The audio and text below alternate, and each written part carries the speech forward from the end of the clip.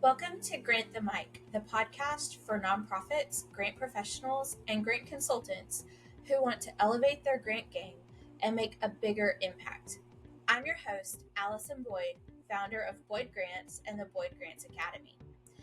Each week, we dive into the world of grant funding, sharing tips, insights, and stories from experts, leaders, and funders themselves. From building a strong grant seeking culture to collaborating with consultants to crafting a proposal that truly wins support, this is your go to place for actionable strategies and inspiration. Whether you're just starting your grant journey or you've been writing proposals for years, we're here to help you learn, grow, and get results. So grab your coffee, get comfortable, and let's grant the mic. Hey, we are so excited that you have joined us for Grant the Mic, and today's episode is embedding your grant game across the organization. So today we're going to talk about how to integrate your grant strategy across different departments and teams. We will touch on building cross-functional systems that strengthen your grant proposals and reporting, and really how to move from a siloed approach to a unified organization-wide effect. And we hope to give you some real world examples of organizations that have done this and how they've done it well. And the person today who's going to help guide this conversation is Olivia. And we have been friends and colleagues for many, many years. And she has done an amazing job and leads a lot of presentations for the Grant Professionals Association. And so we're glad to have her on today to talk through this topic. And so, Olivia, can you share a little bit about your current role and how grants fit into your responsibilities? Sure. Well, I'm super excited to be here to talk about all things grants and especially this because I like systems. So I started off in grants in 2000. So I've done grants from the implementation stage, from writing. I've done all stages to to post award and grant management. And so in my current role, I'm the executive director of grants at Pasadena Independent School District. And so I have a small but mighty staff. And I have a grant compliance coordinator, a grants coordinator, and a secretary. And so it's really fun to be able to really have people focused on different areas. And so especially the post award, the compliance piece is so huge. And so grants is what I do day in, day out, from putting out fires to putting together proposals. That's what I do. So, but what inspired Pasadena ISD to embed grants across different departments instead of just keeping y'all by yourselves? Well, first, the department is, I would say, kind of young. It started in 2004, and it was just a one-person show. Well, actually, she had a secretary, so it was just one person and a secretary, and they started the grants for the district. And we had a lot more students at that time, and they just decided that it was important to have people that were focused on grant writing because in the past, you had teachers writing grants, you had principals writing grants, you had directors trying to write a grant as well as doing their other job. And so they were committed enough and saw the need where we could actually go for more funding, we could write competitive proposals, and we can lessen the load on everybody else across the district, the administration, the teachers, while bringing in some incredible programs that could help the kids. And so they have time to implement those programs, but to do everything that is involved in preparing a proposal, it was a little bit much. And so they were committed to bringing in Susan. Her name was Susan Bauer, bringing in Susan to build the department. And since then, we've gone from, like I've already said, from a two-person show to four people. And we're still bringing in money and making sure all the programs are implemented well. That's awesome. So, why is it important, especially across such a large organization like Pasadena ISD, but also to replicate it across whatever size organization. Why would you say it's important to have grants be an organizational wide priority and not just maybe a teacher who decided to write a grant like the way it used to be? I think one of the most important reasons to have that type of structure is to make sure that we are able to access available money to help our kiddos. When you don't have a structure, when you don't put grants in every different area, then you're missing out on opportunities for kids. And so, with that buy-in from the top up, that has really been helpful because actually the way we're structured, I answer to, well, I used to answer to the superintendent, and now I answer to the person right below the superintendent. And so I'm able to get a broad perspective of the needs of the district, and then it's easier for me to research, me and my team and I, to research opportunities to apply for. So I think it's important that when you have that top down support can then spread the word about, hey, we have a grants department. Hey, why don't you ask the grants department? And so it becomes a part of culture when there is a need for the different people, the administrators, teachers, to know, okay, I can go to the grants department for help. Yeah. I've also seen that having that top down approach where the leadership is fully involved, it also allows grants to be a part of like a strategic plan or a Mhm. piece of some of the priorities that that organization has. And so then the department is aware, right? Mhm. Organization wide, here's our top 5 priorities. And so when the department is looking for different grants, it's easier to be like, okay, yes, I know I can quick say, yes, this is one that I know we should probably keep on our radar.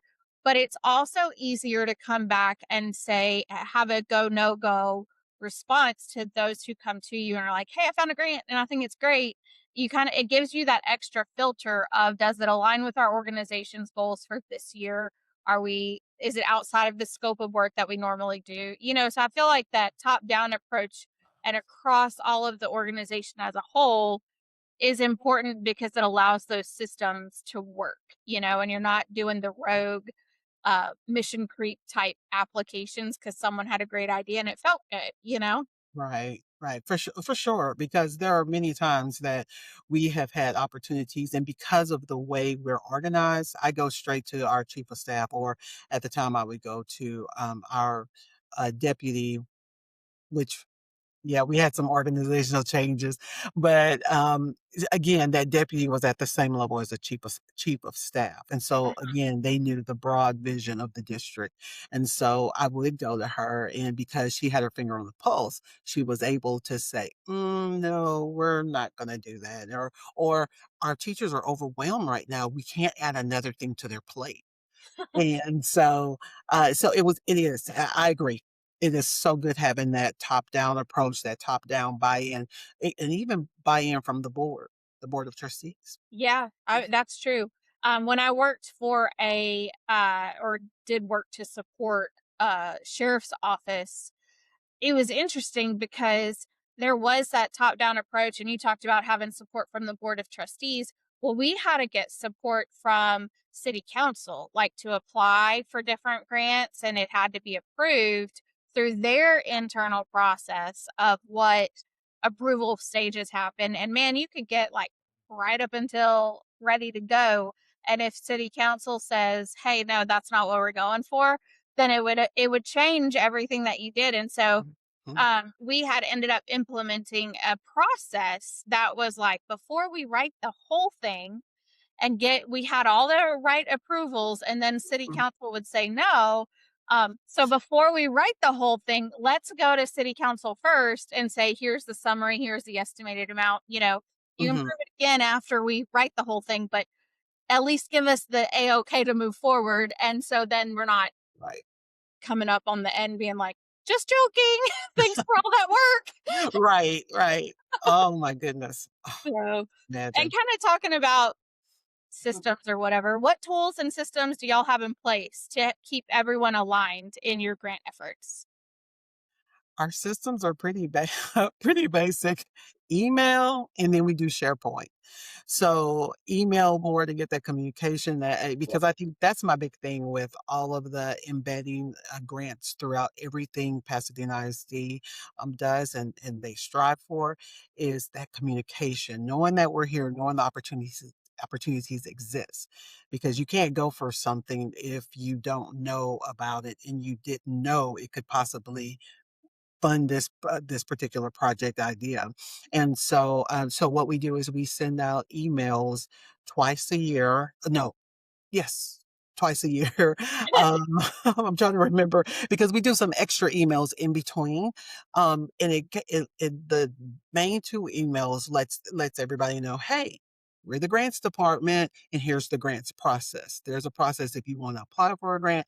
There's a process if you have an idea for a grant, and both of those processes help them think through it, and it also helps us become aware of what's going on in the district because we don't want anybody applying and saying, "Oh, please give us money," because the district just won't do anything for us, and the floors are dirty, and they're only doing peanut butter and jelly sandwiches for lunch. We want to at least kind of, I hate to say it, but gatekeep that process Yeah. so that we're aware. And because what happens whenever somebody hears grant on the end, they'll call us. So yeah, so we email out our process twice a year, as well as when we are involved in writing a proposal, we use SharePoint so that we have those shared folders that even the accounting can access to review our budgets. The actual grant managers or the people that will serve as the grant managers or the grant lead, they can go in and we can work on narrative together. And most people may or may not know SharePoint as like Google Drive or a Google Docs where Mhm. you can share and you can collaborate. And so those are the main tools we use. We do have a grant management system, but that's more internal. Yeah. It's more internal. We work with a few clients who have grant routing forms that is like the very beginning of their process, and so they have to get signatures from the top down from whoever's going to be the program person to implement it.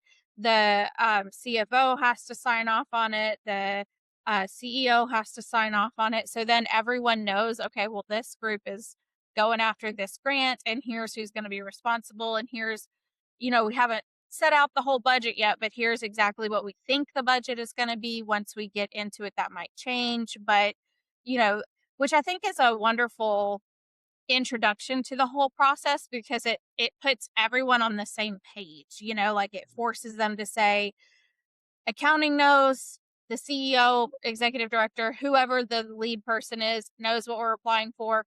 The program person understands that it's more than just like we write it. Oh, well, we've got to actually do these other things too. And so everyone's signing off saying, I know and understand that this is the process, which I think is great. And I think that is a great method. Ours is a little loosey goosey, yeah, because we don't have a formal signature, but we Right. do that via email. And like I said, we use our little email and say, "Hey, is it okay for us to go for this grant? And if it is, who should we contact?" And then our chief of staff. Like I said, there's been a lot of transition. Excuse me, fumbling over the titles, but she would send it to us. She sends it to us rather, and says, "Okay, yes, we want to go for it," and I have included blah blah blah who you will be working with. And so then there's an email train, and so email thread, and so then we're able to follow up as we go through the process. And then as we go through the process, we have those the email confirmation from accounting saying, yes, this budget is okay, Yeah. so that if we have any issues when it comes time for them to load the budget, we're like, no, you said on January 1st or January 3rd that this was okay. And we have the receipts, and we often bring emails to the forefront to say, no, you agreed on this match. You Yep. said 6 months ago that we were going to be able to make this match, and here it is. So, and it's helped us. It's I helped us. bet. I mean, that goes to the kind of the next question was how do you handle communication between finance and leadership teams and stuff once you get the grant awards and even in the pre-award stage when you're writing it? I mean, so it sounds like email is your communication of choice, Mm-hmm. and then using the read receipts and the agreements and stuff Mm-hmm. as backup, which is so important. So is there any other, like, if you could in a perfect ideal world, what would you think would be a wonderful way to add in a communication piece, or you feel solid about what you're doing? What we're doing is working, because once we submit a proposal, then we move it from SharePoint to a shared drive on our internal server. And we have folders for emails, for drafts, for information from the funder. So we have a system of how we actually file the work we do during a proposal writing process. Mhm. And so I feel it's pretty solid. It hasn't come back to hurt us. And in fact, it's been very successful when we've had the need to prove to somebody that, yeah, you said this, or yeah, we agreed to this. Now, on the post award side, once we do receive a grant award, we have an orientation meeting with all of the key people, with accounting, if HR is involved, because we have positions, HR, of course, the grant manager, and ourselves. And we have that orientation not only the first year of the grant, but at the beginning of every year of the grant, just to remind them, okay, don't forget, where are you and how are things going? But just wanted to remind you, these are all of the things that you should be doing with this grant. And then we have quarterly collaborative meetings, and what those are meetings just with the grants compliance coordinator and the accounting staff, so that we can talk about any issues that are going on at the time, or maybe they don't like the way, like for example, this is something very minor, but we used to have 3 days. They would review our budgets in 3 days for any grant that we write when they want to review the budget. They said 3 days. Now they said they need 5 days. Okay, they kind of had that discussion in that meeting. Or, if there's a match issue, okay, let's talk about the match issue, or things that they're finding on their side, because there are things that our accounting department can access that we can't access. So we every quarter we have those quarterly collaborative meetings. And then throughout, we of course we have desk reviews, but every every month we send a budget update as far as the actuals at that time. But we send it not only to the grant manager, we send it to the accounting person, the secretary, who is usually the person entering in any orders or dealing with the budget, and the person over them. So whoever the grant manager answers to, their superintendent or their director, they are also on that monthly email about the budget. So those are just some of the systems we have in place. I mean, so essentially, communication and systems only work if you're willing to keep that communication line open, and whether it's through people using Slack or whatever type of communication system they have, or the grant routing form that we talked about, but really just making sure that the linkage between departments has to happen. It can't just be a set it and forget it. Like, oh, I told you we're going to do this. No, there still has to be some follow up and some involvement in each department of what their roles and responsibilities are. Because I know, like, we talk a lot about when we create work plans for grants, we have to assign a responsibility, right? Because it's Mhm. not real until someone knows that they're held accountable for it. And so that's the same thing is when you're doing um, cross department, sorry, words,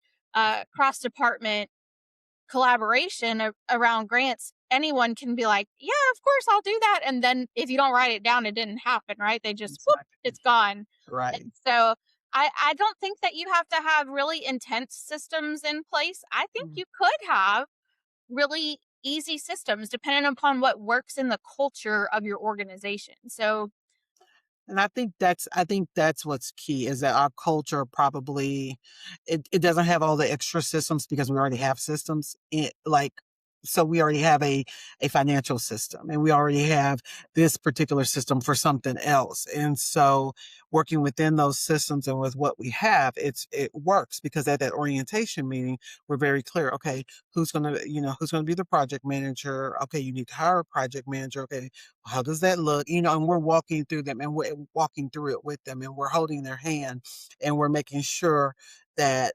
nothing gets missed. And we're right. constantly looking at it and, hey, I saw this, are you collecting this data? Are you, have you started compiling whatever forms that this particular grant may require or something like that? So yeah, I guess it just depends on the organization. Yeah. Yeah, I think it really does. And it's not a one size fits all approach. I feel like sometimes Mm. we look at it, we're like, I wish I just had this perfect toolkit that would tell us, you did this. Now you go to step B, step C, whatever. But it's really going to depend on how does your organization work in as a culture, as a whole, Yeah. like what's your communication standard? I know at Boyd Grants, we've got core values that we live by. We've got communication standards and expectations of how we communicate to each other, how we communicate to clients, how we respond to clients. I mean, we've got all of that. And that happens. Every organization has their normative culture of what is not written down versus what is written down. And you Mhm. have to take that into account when you're building up that cross-functional communication style. So if it is as detailed as some of the ones that we work with that are like Pasadena ISD is large. It's not that Mhm. it's a tiny school district by any means, but we work with organizations that are larger than Pasadena ISD and they've got more things coming in and out. And so they require more written down systems that are a true process and a true policy. And, we do X, Y, and Z. And then we take 2 weeks for legal to review our grants. And then, so any deadline we know is backed up by 2 weeks, so it's really going to depend on what the needs are of your organization. And I think you just have to be aware of that. Yeah. So, I so what are some of the biggest challenges of getting everyone on board to participate and play well with others? I would say it's taking grants seriously. I think that's the biggest challenge because we communicate a lot. We do training so we can get, you know, face what do you call it? You can get in front of people. Uh-huh. FaceTime. We FaceTime, yes, yes, words. Like you were saying earlier, words. What are the words? Um And so that allows us to say, okay, this is why grants are important. We take our grant awards to the board. Is it in board policy? No, it's not in board policy for us to do that. But we do that so that they can remember, hey, there are grants coming into this district that this small department we manage, we've written and we manage. And so what I found over the years, because I've been in this particular position since 2014, is the fact that people are like, "Oh, we have a grants department. Oh, y'all can help me with writing this grant. Oh, or we've gotten the why do we have to have this orientation meeting? Give me- Just give me the grant. Let me do my thing. I've been doing it for years."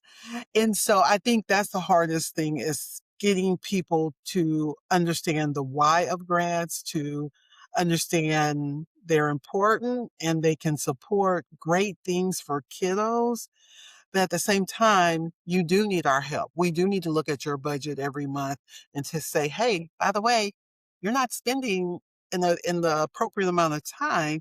And so you may have money left over. I mean, we have to have these conversations and everybody, I mean, we've had problems with people like blowing us off, like moving meetings. And everybody knows you can move a meeting, but sometimes we know, okay, this person is just moving the meeting, or the project manager sends other people to the meeting.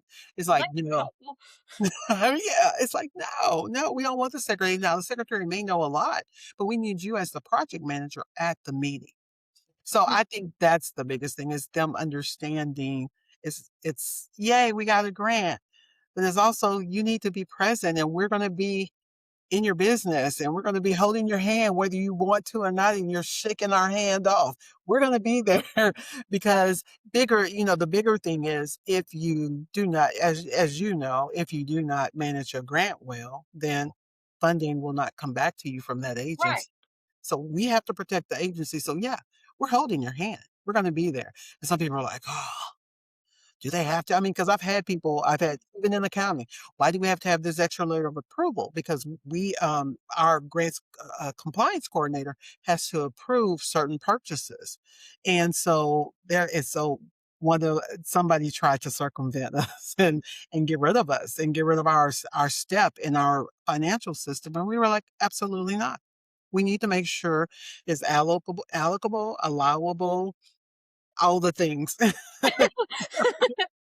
I mean, it's true. Yeah. Okay, and so ownership is important. Ownership of like showing up on time, doing what's expected of you and everything else. Mm. But how do you circumvent or not circumvent, but how do you manage concerns about individual workload for program managers and maybe for accounting who are over certain grants or whatever? How do you combat that? 99% of the time, we have those conversations during the pre-award when we're writing the grant. And we're saying, okay, as we're working on the management plan and the personnel, what are they going to do? And we're talking to them and we're saying, okay, is that going to be you? Okay, that's not going to be you. Okay, can you do the grant or can you not be written in and do it as a match? Can you just on top of your other job? Can you do that? And then they stop and start thinking, well, maybe we do need to write somebody in. I said, uh-huh. Yes, you probably do. And so we're having That those. you're that honest with them. And I think people forget, especially in like our world, I think that people often forget that, man, a grant RFP and everything, that guides you all the way through the process. It's not just like what is expected while you're writing. It's really also telling you, okay, you've got all of this money to spend and you have to serve this many people and you have this amount of time to do it. It sets your work plan for you and you're filling in the gaps and making sure that it's done right. So Mhm. when you do get the award, it's already done. So if you do the pre work and you follow the guide, you should be really solid. Yes, exactly. And when we have those types of conversations and we bring those things to their attention, we don't have a lot of people that say, oh, I mean, they do say, oh, this grant is a lot of work, but they figure out how to do it. It's never oh, I hate this grant and I'm not going to do grants anymore because it's too much work. It's, oh, this is a lot of work, but it's good. It's good. It's good for kids. They always say that. And so because we are a K through 12 public school, then that's always our fallback and the thing that gets us to calm down and just breathe is that it's good for kids. It's good for kids. Keeping it in perspective is important. Yes. Okay, so one last thing before we wrap up. What is Oh, one? I know it goes fast, huh? I know. I'm having a good time. What is one key takeaway for any organization wanting to embed grants work across all of their departments? If you could give one piece of advice, what would it be? I would say accept the fact that you are the salesperson you never wanted to be. Please Accept. explain. I mean, I never wanted to do sales. I don't even like asking people to buy things for my kids' fundraisers. I don't like it. I don't like sales. But what you have to understand is in order to get everybody to buy in, you have to sell grant work. You Mhm. have to sell the impact. You have to sell that it is doable. And you have to sell that their involvement is important. So you have to be a salesperson. And as I would sit down and I would talk because I have to admit, early on, we had some rough times with our business department. And so I would sit down and talk to them and say, we need you to be at the table. We need to have these conversations. We need to meet regularly so that we know ahead of time before it gets bad on a particular grant that hey, they're doing some weird expenditures. And, and this was especially before we got our current financial system and we didn't have those checks and balances in place that we have now. And so, I had to go have these conversations or I had to go and talk to curriculum and instruction and say, hey, there's this grant opportunity. Are you interested? No, I don't like grants. I remember actually a principal. No, I don't like grants. I said, come on, this will be great. Let me tell you all the reasons why. So you're constantly selling why it's good. And then what is music to your ears is when they come back and say, wow, that was great. Thank you so much. And we've had people who were like, no, no grants. And now they are loving it. But We had one client we were working with, one of the staff who was written in as the program manager. Well, the position was written in as the mm, program manager, and then they hired a new person um, for a different position, and then he ended up managing this grant program. It was his first grant to ever do, and it was so funny because he was like, I'm so afraid I'm gonna get arrested for, like, are they just gonna, if I do something wrong, are they just gonna come to my office and arrest me? And we were like, no. oh, that's so sweet. And so then we had to explain the whole process. But man, by the end of it, and it was a 3-year program, Mm, by the end of it, he was like, this was not that bad. It was kind of great. I can't wait till the next one. And we were like, and we have someone else. We have a yeah, comfort. So, exactly. Oh, I love it. I love it. so Yeah. yes. And I Mm. guess I wouldn't say sales, Olivia. I would say advocate. Because you And have to. why? Why? Because I feel like you're really and you have to be passionate too about why you like grants. I mean, I love grants, and that's all I've ever done in my career. But I think the more passionate that you are, the easier it is to advocate for why people need to get on board and why people need to understand the value of grants, and not just the value of grants, but the value of the role that they play in grants in and of itself. So they might not be the ones implementing it, but they might be the principal who's over the teacher who is implementing it. And so that still impacts the role that they do. And that changes how they see the world around them. And, I don't know. Maybe it is sales, maybe it is advocating. I don't know. It's both. I feel it's both. It's Yeah. tomato, tomato. I don't know. Because even when you're advocating, you're like, I you're guess, yeah, kind of convinced. You just maybe you don't like the word salesperson. because you know what I think of, and this is so bad, but I always think of like the movie sleazy car salesmen that are in movies that you just walk away like Oh, with this cringe feeling. I don't okay. think grants are cringy. I think grants are amazing because if we think about the impact that we have, then it's so worth it. Like you said, it's for the kids. It's for a good cause. It's for the road that you drive on. It's for, you know.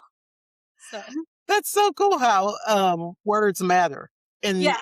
perception of words matter as well, and how it triggers. I don't want to say trigger. That's a terrible word to say. I just would have never thought about that. I always think of the happy salesperson and, you Okay, know, so in all fairness, anytime like we have to buy a new car or do anything like that, I don't do that because it gives me straight up anxiety. And so then my husband takes care of it all. And I'm like, I'll go sit in the car while you handle all of this. Cause so that's how that's what I think of, yeah. So I'm like, no, let's tell about all the great things and why it's beneficial and da da da da. And I'm like, it's the same thing. So that's funny. I love words. I do too. Let's go. Very All cool. right. So we've got to wrap up, and I'm Oh. so glad you were brave enough to join me and to do this. And I think you and I can always sit and talk about grants like we always do. And there's just so much to talk about and so many little nuggets that come out of every conversation. So, I agree. uh, all right. Well, thank you for joining us. And for everyone else who is listening, there are going to be some show notes underneath the podcast, and we will link to any resources around setting up a good cross functional team and what that looks like. And so we hope you enjoyed it. Like and subscribe, and we will see you on the next episode. All right. Thank you.